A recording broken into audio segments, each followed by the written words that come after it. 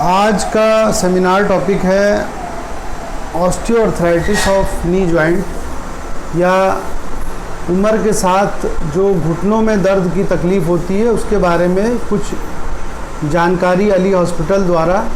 मैं doctor Iqtidar Ali MS orthopaedic surgeon हूँ और मैं आपको कुछ जानकारी देना चाहता हूँ ऑस्टियोआर्थराइटिस नी के बारे में।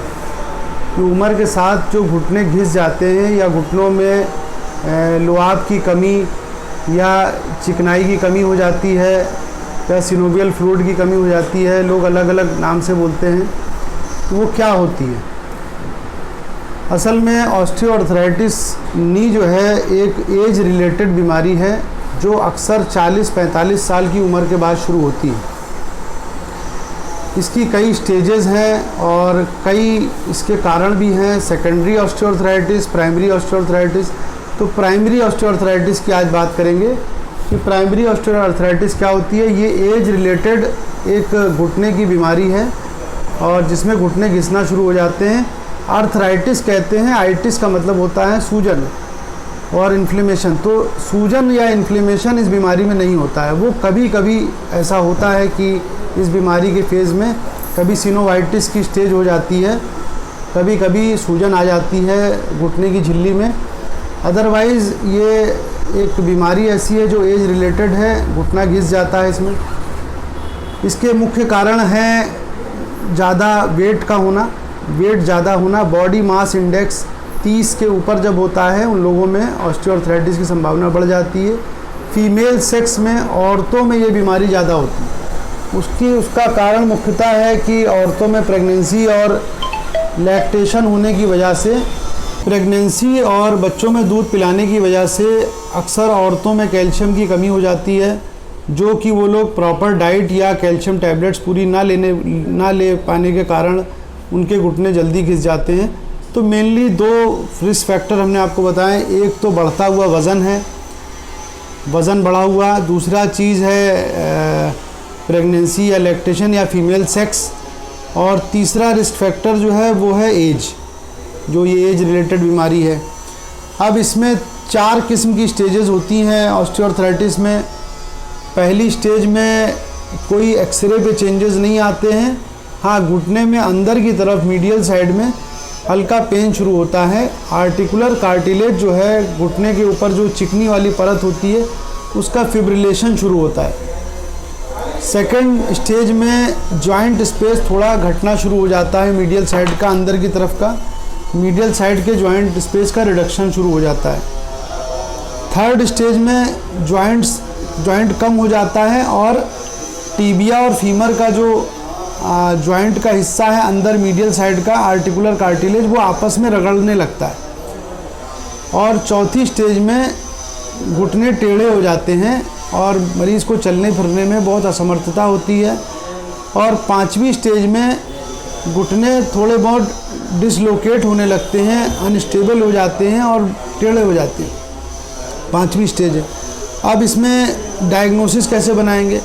डायग्नोसिस अर्ली स्टेज में यंग लोगों में आजकल ज़्यादा हो रही है, तो एक्सरे कराते हैं। एक्सरे बोथ नी, AP स्टैंडिंग और लेटरल व्यू कराते हैं, जिससे हमें पता चलता है कि जॉइंट स्पेस रिडक्शन हो रहा है, नहीं हो रहा है।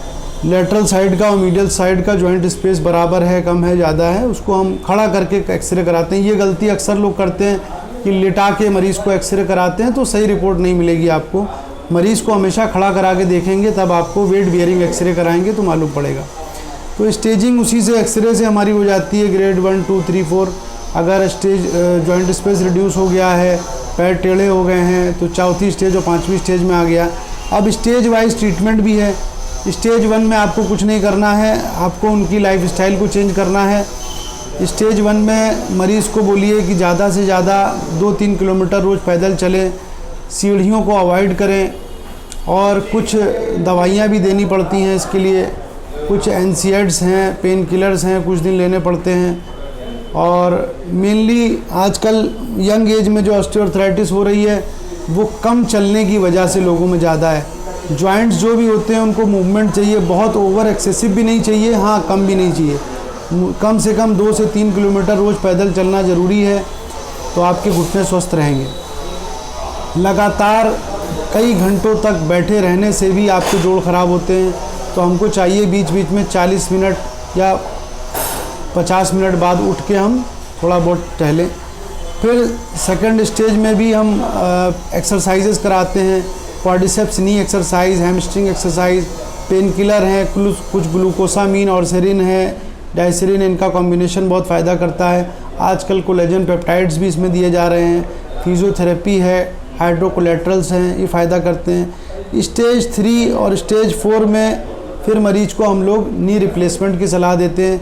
अगर सिर्फ यूनी कंपार्टमेंट अर्थराइटिस है तो हम यूनी नी कर सकते हैं, ऑक्सफोर्ड नी, केवल नी का एक अंदर का छोटा हिस्सा कर सकते हैं चेंज, जिसको यूनी कॉन्डाइलर नी रिप्लेसमेंट कहते हैं। वो छोटी सर्जरी है, कम चीरा देना पड़ता है, मरीज़ की रिकवरी जल्दी होती है। हाँ, टेक्निकली डिमांडिंग ज़्यादा है। और फिर एक रिस्क ये भी होता है कि थोड़े दिनों में फिर अर्थराइटिस जब बढ़ जाती है तो फिर यूनी नी को दोबारा टोटल नी रिप्लेसमेंट में कन्वर्ट करना पड़ता है। स्टेज 4 में घुटने पूरे घिस जाते हैं तो उसमें हमारे पास टोटल नी रिप्लेसमेंट के अलावा कोई ऑप्शन नहीं बचता है। टोटल नी रिप्लेसमेंट के बारे में लोगों को बहुत भ्रम है, उनको लगता है कि ये कामयाब नहीं होती है सर्जरी, लेकिन ये मैं बताना चाहूँगा आपको कि ऑर्थोपेडिक्स में अभी तक की सबसे कामयाब सर्जरी ये है और टोटल नी रिप्लेसमेंट। और आप अच्छे डॉक्टरों से सलाह लें। आप हमारे हॉस्पिटल भी आ सकते हैं। अगर आपको कोई सलाह चाहिए, आप व्हाट्सएप पे, फेसबुक पे और इंस्टाग्राम पे भी हमसे सवाल पूछ सकते हैं। आपकी क्वेरीज़ को हम जल्दी सॉल्व करेंगे और आपको रिप्लाई आपको संतुष्ट कराया जाएगा और आपकी काउंसलिंग होगी, आपको समझ में आएगा एक्सरे वीडियोज़ द्वारा, हमारे ऑपरेट किए हुए पेशेंटों द्वारा। हमारे यहाँ दूसरे तीसरे दिन पेशेंट चलने लगता है नी रिप्लेसमेंट के बाद, और फिर रिहेबिलिटेशन में उसको 1-1.5 महीने का लगता है और वो अपनी नॉर्मल लाइफ में वापस आ जाता है। नी रिप्लेसमेंट के बाद आपको 3 चीज़ें मिलती हैं, पेनलेस, मोबाइल और स्टेबल जॉइंट आपको मिलता है। आज के लिए इतना ही। Thank you very much.